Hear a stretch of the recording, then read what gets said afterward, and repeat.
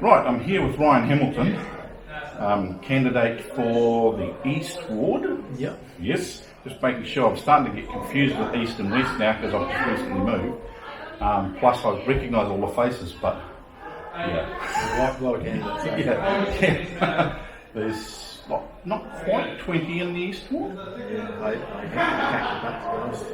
Which is not too bad because there has been more, but yeah, Hamilton East has always had more. But anyway, why should we vote for Ryan Hamilton? Well, I've been on council for 18 months, so hopefully that's given people a taste of the sorts of issues that I'm passionate about.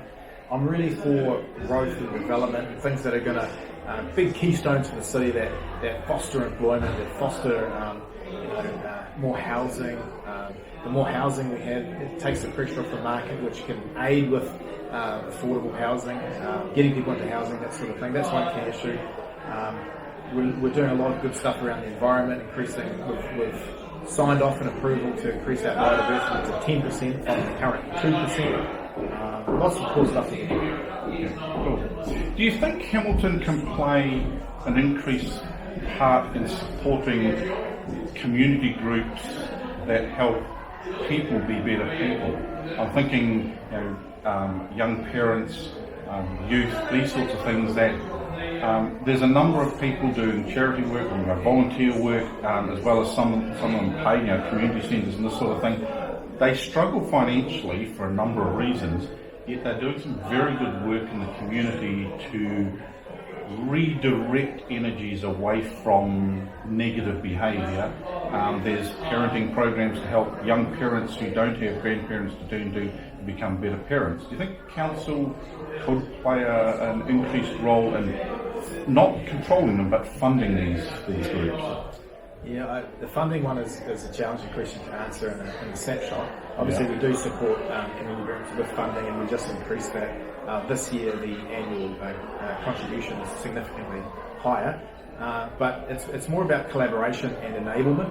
So the council is really passionate at the moment about community-led development, and that's a new space that we're really working on, where we want the community to lead this sort of stuff, and so we're moving into that space. And then the collaboration, some of that has to come from that sector, and they've got to work together in that. And sometimes as council, people want new buildings or more space to occupy and operate at cheap rents. Yeah. But often we can say, well, why don't we partner with these guys because they're sort of in there, or they've got space in their building. So we do have that role where sometimes we can help guide and direct. Could we do better? Yeah, absolutely. Because Melville's just recently, they're starting the redevelopment of their skate park in Melville. Right. And that looks like it's going to be quite a well thought out project as far as incorporating all the local youth and things like this to be able to be active and interact with each other in a positive way and be part of the community, which I think is good. Yep. Is there anything else that you think, looking forward 30 years from now, what you want Hamilton to look like in 30 years, that if you got back onto council, that a direction that council could go in that sets us up for 30 years from now? I think we've got to be infrastructure proof. We've got to really look at that, because our infill's nearly at 60% growing up. We are growing out, but we have got capacity in terms of that infrastructure. So those are the not sexy things that we've got to look at. How we better work with our free waters and those sorts of things. But I really like to see our central city continue to develop. We're starting to see that high residential move in with the retail space underneath. The BCD development was fantastic with that, with Parkhaven. And there's another one, London, the London Street one happening. Those things are really cool because they'll bring vitality. Kmart redevelopment, DHB, Stark property stuff. That starts to bring that critical mass to the city, and then you get that vitality, that ambience, that culture that makes the city, the living city, great, and that kind of spills over into our suburbs. We're defining Peacocks and Rotorua and those other suburbs, taking those learnings where we haven't really future-proofed things well.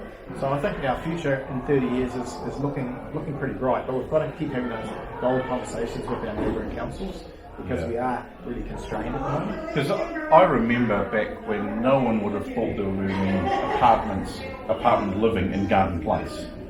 And now we got the Pasco's building, and the one opposite that's got a couple of You know, and then there's the ones in Ross Trevor Street and places like that.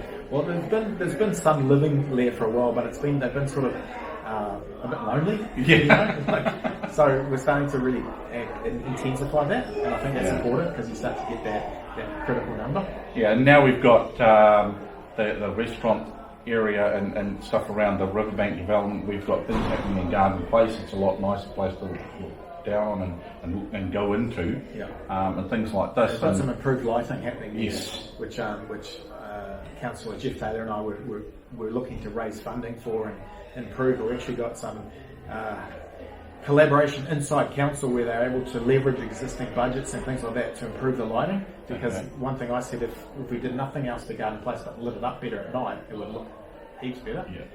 And of course it helps all the antisocial behaviours. Yeah, it makes it a safer environment to walk through and things like that. And I think that's becoming the theme for a lot of developments now. Also, is thinking about things like lighting and tree planting to create the best possible security in those areas, so that it reduces the likelihood of crime. Just because the design of the place doesn't benefit the criminals. Yeah, absolutely. Yeah. Oh, thanks very much for your time, Pleasure. and Thank good you. luck in the election. Yeah, thanks, mate. Yep. Cool. Thanks. Cheers.